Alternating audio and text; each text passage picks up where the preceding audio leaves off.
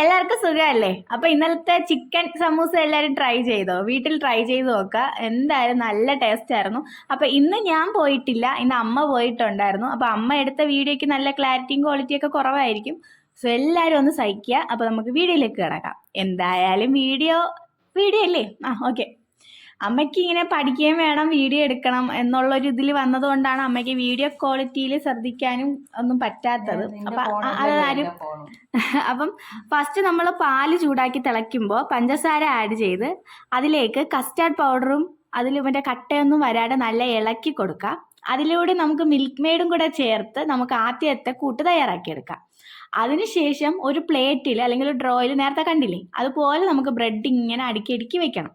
എന്നിട്ട് ഇത് നല്ല രീതിക്ക് നമ്മൾ എന്ത് ചെയ്യണം, നല്ല കലക്കി കൊടുക്കണം. നിങ്ങൾക്ക് ഫ്രഷ് ക്രീം ഉണ്ടെങ്കിൽ അതും ചേർക്കാം. പക്ഷേ ഇന്ന് നമ്മളെ കയ്യിൽ ഫ്രഷ് ക്രീം ഇല്ലാത്തതുകൊണ്ട് നമ്മൾ കൂടുതലും നമ്മുടെ എന്താണ് കണ്ടൻസ് മിൽക്കാണ് ചേർത്തിട്ടുള്ളത്.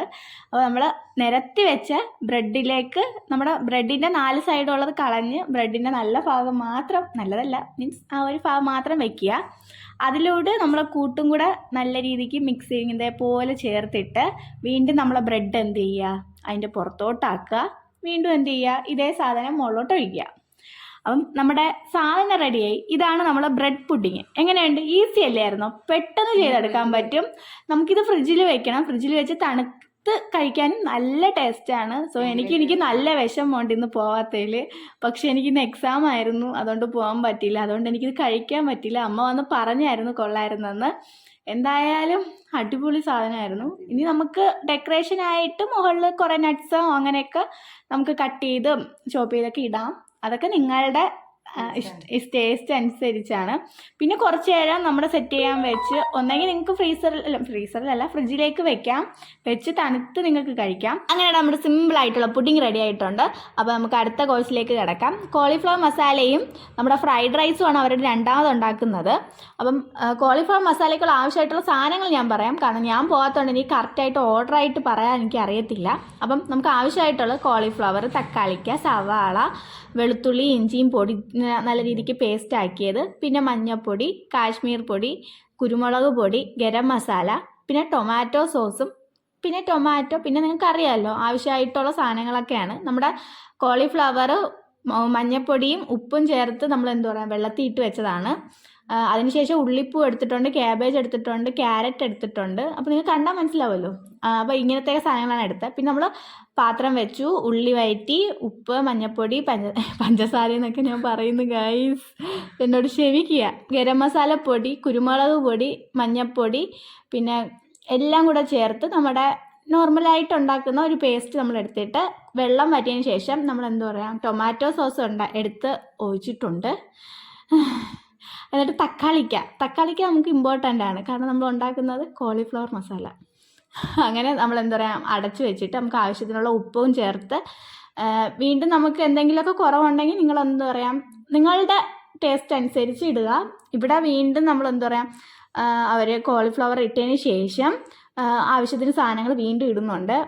നേരത്തെ ഇട്ടതുപോലെ തന്നെ മുളക് പൊടിയും വെള്ളമൊക്കെ ഒഴിച്ചിട്ട് നമ്മൾ ചേർക്കുന്നുണ്ടായിരുന്നു. എനിക്ക് സത്യം പറഞ്ഞുണ്ടല്ലോ, എനിക്ക് കറക്റ്റായിട്ട് നിങ്ങൾക്ക് ഇത് പറഞ്ഞു തരാൻ എനിക്ക് അറിയത്തില്ല.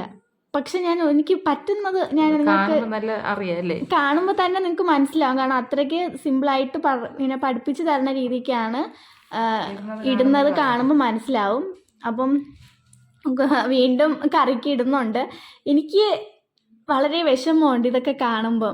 അടുത്ത അവർ ഫ്രിഡ്ജിൽ നിന്ന് എടുത്ത് വെച്ച പുഡിങ് എടുത്ത് കഴിക്കാൻ പോവാണ്. ഫ്രിഡ്ജില്ലാത്തതുകൊണ്ട് നമ്മൾ ഐസ് കട്ടയാണ് അടിയിൽ വെച്ചിട്ട് തണുപ്പിച്ചത്. എൻ്റെ അമ്മ ഈ വോയിസ് ഇടാൻ വയ്യ ഗൈസ്, എന്നെ കൊണ്ട് ഈ കൊതിപ്പിച്ച് ഇതാ വീഡിയോ ഇടിപ്പിക്കുന്നു. അപ്പം നമ്മുടെ സാധനം കറി റെഡി ആയിട്ടുണ്ട്. അതിനി അടുത്ത് ഫ്രൈഡ് റൈസിന് വെള്ളം ചൂടാക്കുക, ഉപ്പിട്ട് ഗ്രാമ്പൂ, പട്ട, ഏലയ്ക്ക എന്നിങ്ങനെയുള്ള സാധനങ്ങളെല്ലാം നമ്മൾ വെള്ളത്തിൽ ഇടുക. പിന്നെ നിങ്ങൾക്ക് സൺഫ്ലവർ ഓയിൽ വേണം ഒഴിക്കാനായിട്ട്. അത് കഴിഞ്ഞിട്ട് അരി നന്നായിട്ട് കഴുകണം, അല്ലെങ്കിൽ അത് കട്ട പിടിക്കാൻ ചാൻസ് ഉണ്ട്. അതുപോലെ വെള്ളം 1 ഗ്ലാസ് അല്ല 2 ഗ്ലാസ് അരിക്ക് 6 ഗ്ലാസ് വെള്ളം എന്നുള്ള രീതിയിലാണ് ഒഴിക്കേണ്ടത്. നമുക്ക് ഊറ്റിയാണ് എടുക്കേണ്ടത്. എൻ്റെ അമ്മമ്മയുടെ സന്തോഷം കണ്ടോ ഗൈസ്, അമ്മ പഠിച്ചു. അങ്ങനെ ഫ്രൈഡ് റൈസ് ഉണ്ടാക്കാൻ. ഇതിനി ഉണ്ടാക്കി തരുന്നില്ല, അത് വേറെ കേസ്. പിന്നെ നാരങ്ങ നീര് തൊട്ടാതിരിക്കാൻ വേണ്ടി നമ്മള് ചോറ് പിന്നെ മറ്റേ ഈ ഇല ഉണ്ടല്ലോ, ബേ ഇലയൊക്കെ ഇട്ട് നമ്മള്. അപ്പൊ നമ്മുടെ വെള്ളം സെറ്റ് ആയിട്ടുണ്ട്. നമുക്ക് അരി വന്നിട്ട് ബസുമതി അരിയാണ് എടുത്തിട്ടുള്ളത്, ഇന്ത്യ ഗേറ്റിന്റെ. അപ്പോൾ നല്ല ടേസ്റ്റ് ഉണ്ടായിരിക്കും, നമുക്ക് വിശ്വസിക്കാം. എനിക്ക് കിട്ടിയില്ല, അതുകൊണ്ട് എനിക്കൊന്നും അറിയത്തില്ല. ടേസ്റ്റ് ഉണ്ടായിരുന്നു. അപ്പം ഞാൻ നാളെ ഇനി പോയിട്ട് പരാതി പറയണോ ഗൈസ്? നിങ്ങൾ പറയൂ, എനിക്ക് തന്നില്ല. അപ്പം എന്തായാലും നമ്മൾ അരി ഇട്ടിട്ടുണ്ട്. അരിയല്ല ഗൈസ്, ബസ്മതി അരി, ഇന്ത്യ ഗേറ്റിൻ്റെ അരി. ഓക്കെ, ഇത് പെയ്ഡ് പ്രൊമോഷൻ ഒന്നും അല്ല, ചുമ്മാ പറഞ്ഞതേ ഉള്ളൂ. അങ്ങനെ വെള്ളം ഒന്ന് നമ്മൾ കണ്ടോ ഊറ്റിയെടുക്കുകയാണ് ചെയ്യുന്നത്. നിങ്ങളെ ഭാഷയിൽ എന്താ പറയുന്നത്? വെള്ളത്തിനെ ഇങ്ങനെ ഊറ്റിക്കോരുക എന്ന് പറയത്തില്ലേ, അതാണ് സംഭവം എടുക്കുന്നത്. എനിക്ക് സത്യം പറഞ്ഞാൽ ഈ വീഡിയോ ഇടുമ്പം എനിക്ക് വീഡിയോയിൽ നോക്കാൻ പറ്റുന്നില്ല ഗൈസ്. അത് കഴിഞ്ഞു ഇത് നമ്മുടെ അരി സെറ്റ് ചെയ്ത് എടുത്തതിന് ശേഷം അപ്പം നമ്മുടെ സാധനമായിട്ടുള്ള ബിരിയാണി ചെമ്പ് വയ്ക്കുക. അതിലേക്ക് ഇഞ്ചി, വെളുത്തുള്ളി കുഞ്ഞുനാന്നരിഞ്ഞത്, ക്യാരറ്റ്, ക്യാബേജ്, പിന്നെ നമ്മളെ ക്യാപ്സിക്കം കൂടെ ഇട്ട് നല്ല രീതിക്ക് ഒന്ന് എടുക്കുക. നമ്മളിവിടെ ഒഴിക്കുന്ന എണ്ണ വന്നിട്ട് സൺഫ്ലവർ ഓയിലാണ്, അത് മറക്കരുത്. നമ്മളെല്ലാ സാധനത്തിനും സൺഫ്ലവർ ഓയിൽ ഒഴിക്കുമ്പോഴത്തേക്കും ടേസ്റ്റ് കൂടുമെന്നാണ് ആൻറ്റി പറഞ്ഞത്. അതിനുശേഷം നമ്മുടെ സോയാ സോസും അതിലോട്ട് ഉള്ളിപ്പൂ ഇടുന്നുണ്ട്. വീണ്ടും നമ്മൾ എന്ത് ചെയ്യാം, നല്ല തീയിൽ തന്നെ എടുക്കുക. അതിനുശേഷം നമുക്ക് ആവശ്യത്തിനുള്ള ഉപ്പും കൂടെ ഇട്ട് നല്ല രീതിക്ക് എന്ത് ചെയ്യാം. അധികം വെജിറ്റബിൾസ് ഒന്നും വേവണ്ട, കാരണം നമുക്ക് ഇങ്ങനെ വെന്ത് കഴിഞ്ഞാൽ അത് വളരെ ടേസ്റ്റ് കുറവാണ്. നമുക്കറിയാലോ, നമുക്ക് അതൊക്കെ ഒന്ന് കഴിക്കുമ്പോൾ നല്ല രീതിക്ക് നമുക്ക് അറിയാമല്ലോ, ആ ഒരു ഫീൽ കിട്ടണം ഗൈസ്. അതിന് നമ്മൾ ഒരിക്കലും അധികമായിട്ട് വേവിക്കല്. അതിനുശേഷം നമ്മുടെ ബസുമതി അരി എടുത്ത് നമ്മൾ എന്ത് ചെയ്യുക, ചെമ്പിലോട്ട് ഇടുക. നല്ല രീതിക്ക് വെള്ളമൊക്കെ അവർ മാറ്റിയിട്ടാണ് ഇതിലോട്ട് ഇട്ടിരിക്കുന്നത്. അപ്പം അതൊക്കെ ഒന്ന് ശ്രദ്ധിക്കുക.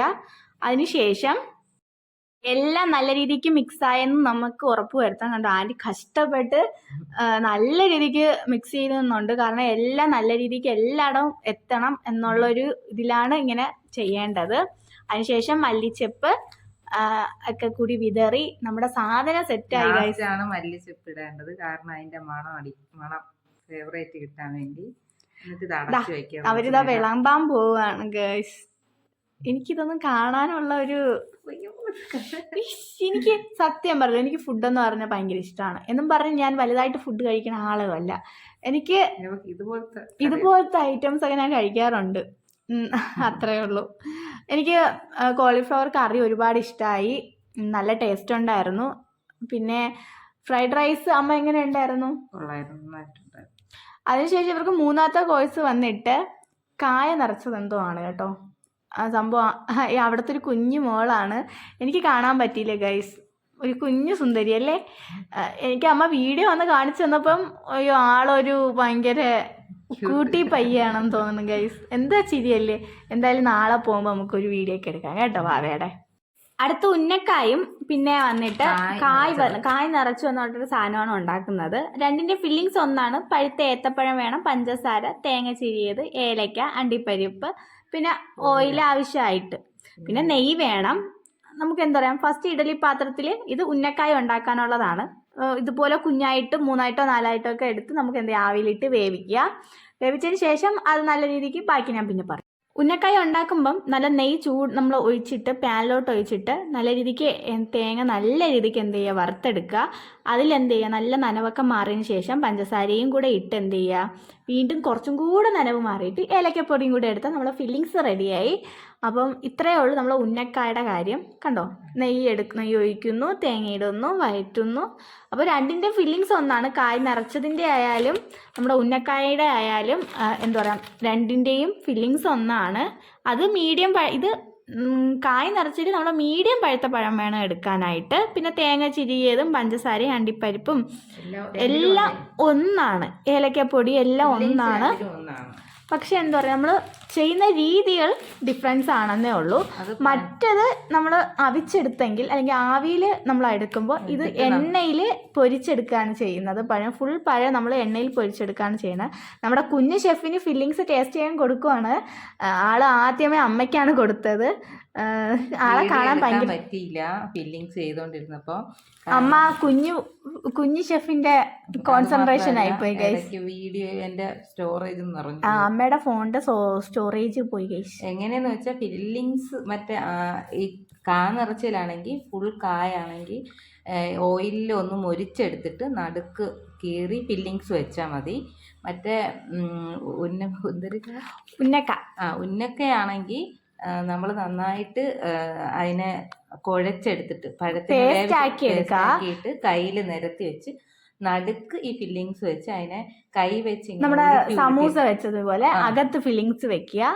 ഇത് കൈയിന്റെ ഒരളവിന് ഉരുട്ടിയെടുക്കുക. ഇതുപോലെ നമ്മൾ ബ്രൗൺ എന്ന് വെച്ചാൽ ഒരുപാട് കറക്കരുത്. ജസ്റ്റ് ഒരു ഇതേപോലത്തെ ഒരു കളർ ആകുമ്പോഴത്തേക്കും നിങ്ങൾ എന്ത് ചെയ്യുക, പാനിൽ നിന്ന് എടുക്കുക. ഒരുപാട് ഇതാക്കണ്ട. വീണ്ടും ആൾക്ക് ടേസ്റ്റ് കൊടുക്കണമല്ലോ. നമ്മുടെ കുട്ടി ഷെഫ് അവിടെ ഇടയ്ക്കിടയ്ക്ക് ഉണ്ട് കേട്ടോ. അമ്മ ഭയങ്കരമായിട്ട് കോൺസെൻട്രേറ്റ് ചെയ്തതുകൊണ്ട് നമ്മുടെ കുക്കിംഗ് മറന്നുപോയി അമ്മ. ആള് ക്യൂട്ടാണ്, അത്രയ്ക്ക് ക്യൂട്ടാണ്. മറന്നില്ല ആ സമയം. ഇത് നേരത്തെ എടുത്തു വെച്ച വീഡിയോ ആണ് ഫില്ലിങ്സ് എടുത്തു കൊടുത്തത്. പക്ഷെ എൻ്റെ സ്റ്റോറേജ് നിറഞ്ഞപ്പോൾ ഞാൻ വീഡിയോ ചോദിച്ചിട്ടുണ്ടായിരുന്നു. ഇതുപോലെയാണ് നമ്മൾ പേസ്റ്റ് ആക്കി എടുത്ത് പരത്തി അതിൻ്റെ അകത്തേക്ക് നമ്മൾ എന്ത് ചെയ്യുക, ഫില്ലിങ്സ് നിറച്ച് വീണ്ടും എണ്ണയിലിട്ട് പൊരിച്ചെടുക്കുമ്പോഴത്തേക്കും നമ്മുടെ ഉന്നക്കായ് റെഡിയായി ഗൈസ്. ഉന്നക്കായ് രണ്ടും മാറിപ്പോകുന്നുണ്ട് കേട്ടോ. ഇതാണ് ഉന്നക്കായ്. ഇത് ഈ ഷേപ്പിലാണ് എടുക്കേണ്ടത്. അപ്പോൾ ഇന്നത്തെ വീഡിയോ ഇത്രയേ ഉള്ളൂ. എല്ലാവർക്കും വീഡിയോ ഇഷ്ടപ്പെട്ട ലൈക്ക് ആൻഡ് ഷെയർ സബ്സ്ക്രൈബ്. അപ്പോൾ ഇന്നത്തെ വീഡിയോ അവർ ഉണ്ടാക്കിയതെല്ലാം കിടില സാധനങ്ങളായിരുന്നു. പക്ഷെ ഞാൻ ചെയ്ത അവതരണം എനിക്ക് ഒരുപാട് സാറ്റിസ്ഫാക്ഷൻ ഒന്നും തന്നിട്ടില്ല. അപ്പോൾ വീഡിയോ ഇഷ്ടപ്പെട്ട ലൈക്ക് ചെയ്യുക. പിന്നെ നാളെ ലൈവ് വേണോ വേണ്ടേന്നൊന്ന് നിങ്ങൾ പറയുക കമൻ്റ് ഇട്ട്. അപ്പോൾ നാളെ കാണാം. Bye bye.